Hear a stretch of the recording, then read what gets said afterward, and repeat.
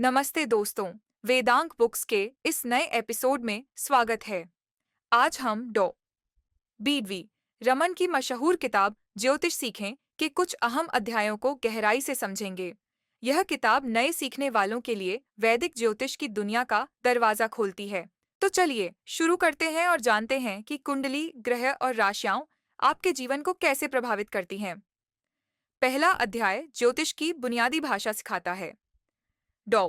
रमन के मुताबिक ज्योतिष 3 मुख्य स्तंभों पर टिका है। 12 राशियां मेष से मीन तक, 9 ग्रह सूर्य, चंद्रमा, मंगल, बुध, गुरु, शुक्र, शनि, राहु, केतु, 12 भाव जीवन के अलग अलग पहलू जैसे स्वास्थ्य, धन, प्रेम। लेकिन यहाँ सबसे महत्वपूर्ण बात यह है, ज्योतिष सिर्फ आपकी सूर्य राशि नहीं है।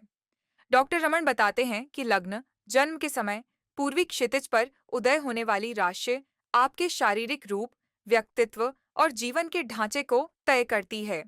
उदाहरण के लिए, अगर आपका लग्न मिथुन है, तो आप बातूनी और बुद्धिमान होंगे, भले ही सूर्य वृश्चिक राशि में क्यों ना हो।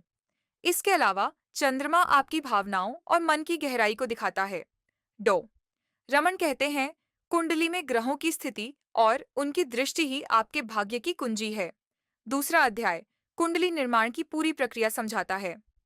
डॉ. रमन के अनुसार कुंडली बनाने के लिए 3 चरण हैं। 1. जन्म डेटा एकत्र करें। जन्म तिथि, समय, हो सके तो सटीक मिनट तक, और स्थान। उदाहरण, अगर जन्म समय दोपहर 2:15 है और आप दोपहर 2:30 मानकर कुंडली बनाएंगे तो लग्न और भाव बदल सकते हैं। 2. लग्न निकालें। इसके लिए पंचांग या एफएमआरएस टेबल का उपयोग करें। मान लीजिए जन्म समय पर सिंह राशि पूर्वी क्षितिज पर थी, तो लग्न सिंह होगा। 3. ग्रहों को भावों में बैठाएं।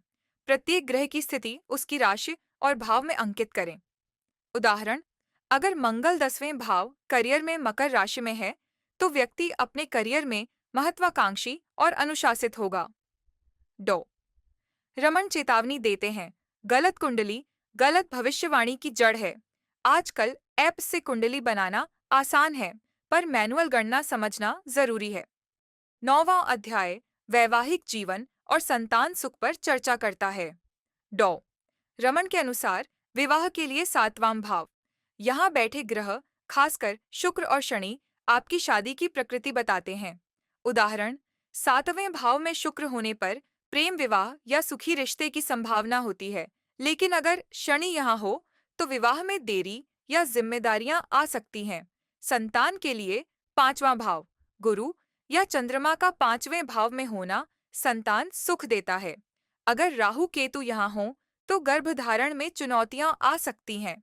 रमन स्पष्ट करते हैं, कुंडली संभावनाएं दिखाती है, नियति नहीं। उदाहरण के लिए, अगर 7वें भाव में मंगल दोष है, तो संभलकर विवाह करें, लेकिन यह अशुभ नहीं है। सही मुहूर्त और साथी की कुंडली मिलाकर देखें। गोचर का मतलब है ग्रहों की वर्तमान चाल और उनका आपकी कुंडली पर असर। रमन इसे समय का ज्योतिष कहते हैं।